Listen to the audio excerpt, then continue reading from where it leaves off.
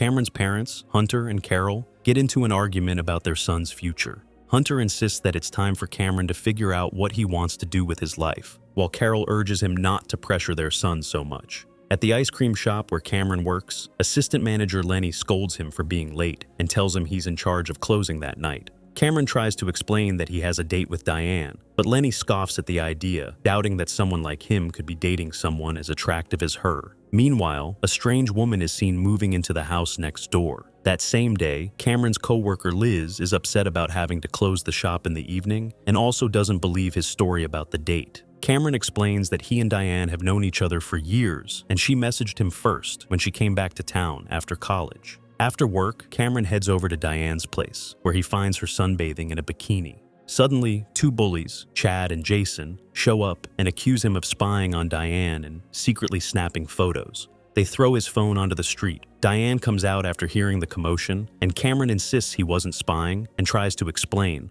but before he can prove anything, a car crushes his phone. Diane believes him and tells the bullies to leave. After that, Cameron quietly walks away. In the evening, Cameron accidentally sees his neighbor Victoria undressing through the window, but she immediately notices the boy, forcing him to hide.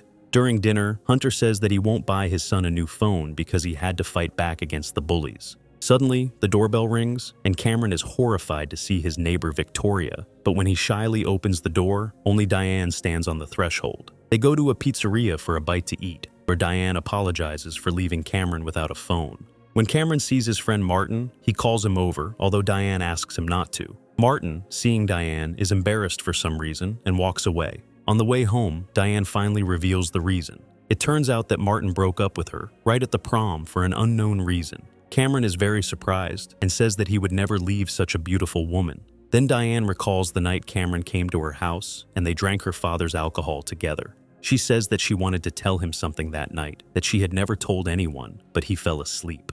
Suddenly, Cameron sees Victoria again, and because of this, he quickly returns home.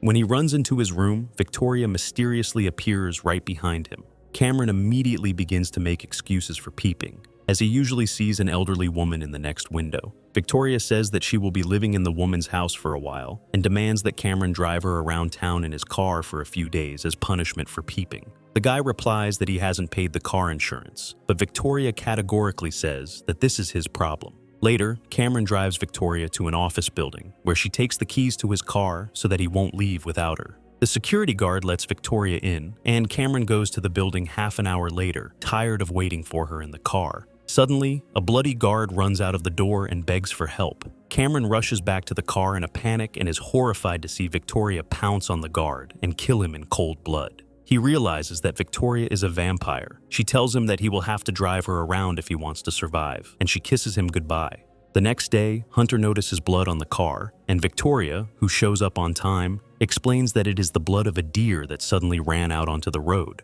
Victoria also adds that she will pay for Cameron's insurance if he drives her around. Hunter sees nothing wrong with that, which disappoints his son. Later, Martin admits that he dumped Diane at the prom because he didn't know how to treat a beautiful girl. He even asked Cameron to convince her to give him another chance. That night, Cameron is waiting in the car when Victoria enters the building. A few minutes later, a lifeless man's body falls right onto the car. Victoria soon returns, greedily licking the blood, and Cameron washes the blood off the car on the way home. A few hours later, the vampire suddenly appears in bed next to Cameron, deciding to tell him the reason for her appearance in the city. It turns out that the woman is already 247 years old, and in 1890, a hostile vampire clan killed her lover because he refused to join them. Over the past 100 years, most of the enemy vampires have moved to America, and now Victoria is tracking them down to take revenge and kill every last one of them. Cameron breathes a sigh of relief when he learns that his neighbor has been killing vampires, not humans. The next day, Martin asks Cameron to go on a date with Diane because he is very nervous. A little later, Lenny is surprised to see Cameron and Diane having a nice conversation. In the evening, Victoria says that today she will destroy one of the last enemies, after which she will have to find their evil leader who killed her beloved.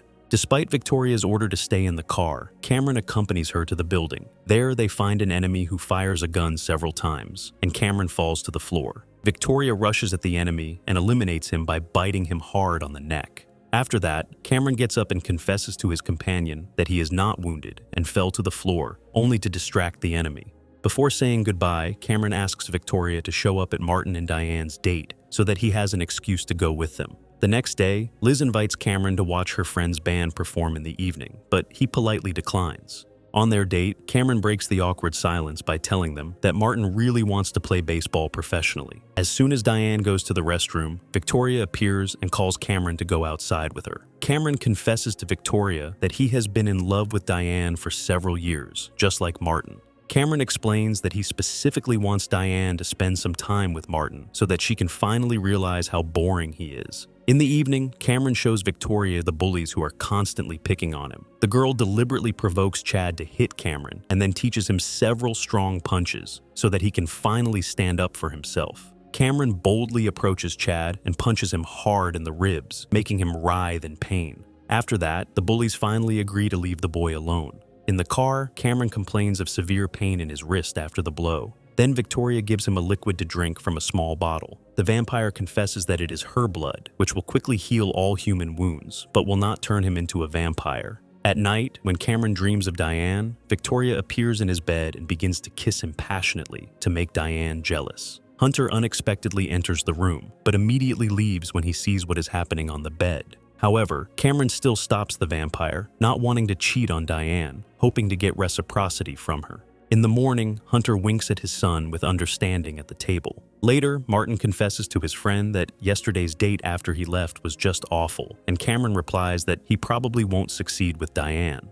Meanwhile, Victoria enters the clothing store where Diane works. Cameron tells Liz about his complicated relationship with girls, and finally agrees to watch her friend's band perform that night. In the evening, Hunter gives his son a pack of gum. On his way to the performance, the boy suddenly notices Diane entering his neighbor's house. He immediately changes his mind about going and hurries home. Meanwhile, Liz can't wait for him at the concert venue. Cameron is very jealous when he sees Diane and Victoria kissing from the window of his house, and then they turn off the light and go to bed together. In the morning, Cameron sees Diane leave her neighbor's house, and Victoria comes out after her and asks him with a smile if he liked the show. Cameron gets very angry and says that he refuses to work for her, but the vampire abruptly grabs him by the collar and declares that they will definitely finish the job together. Later, Cameron invites Martin to go on another date with Diane, promising to help his friend. He then goes to a cafe where Liz slaps him for not showing up to the concert last night.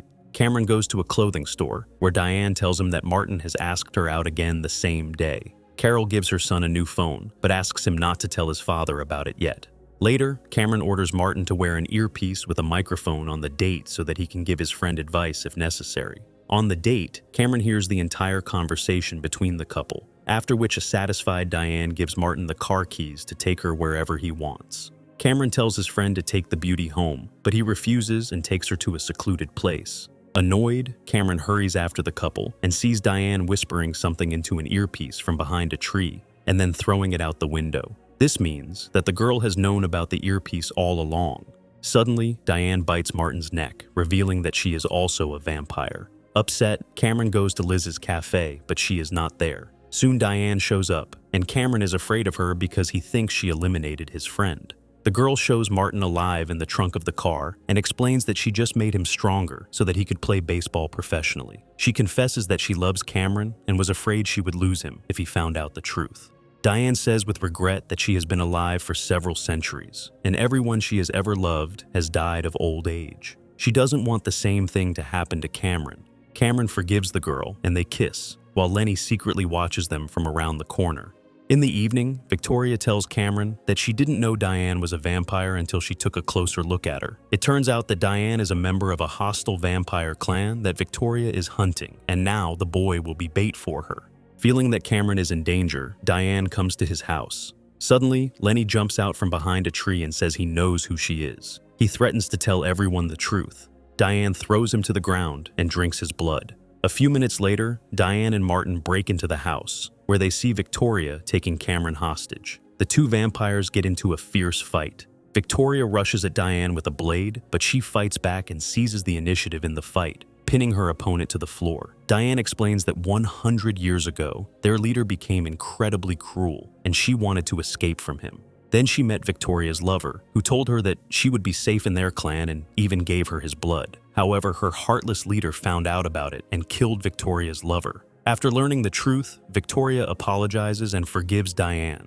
The two vampires decide to create their own new clan and move on with their lives. Diane kisses Cameron goodbye, and Lenny, who has become a vampire, appoints Liz as the new assistant manager of the cafe and leaves with the vampires. The next day, Cameron tells his parents that he wants to write a book about vampires. Back at the cafe, Cameron tells Liz his incredible story. The girl does not believe her colleague, but still lets him into the cafe.